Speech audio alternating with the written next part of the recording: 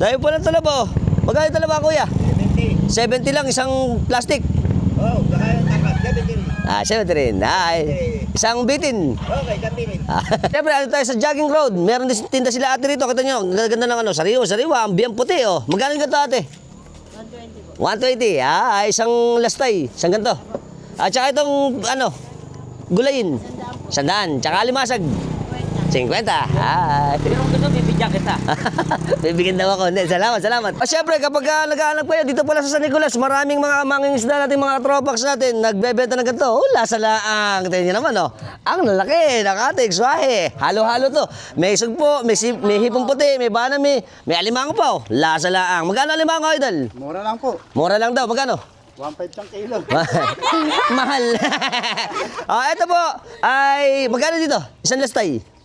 Mura lang yun. 300. 300 daw dito. Pwede, ano, gangsin eh. Sa Sampaloc o kaya Kamyas. Lasa laang, lasa bebel gum.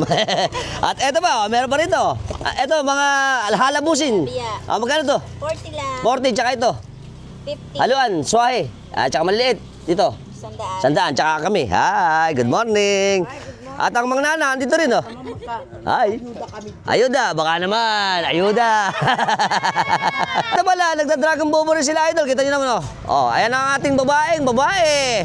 Sarap mismo, dami pa nito. Lasa laang. Ang dami. Oh, yan, oh. Gagamit yan ng gasolina. Yan. Makakaano ba yan sa gasolina? Oo nga naman.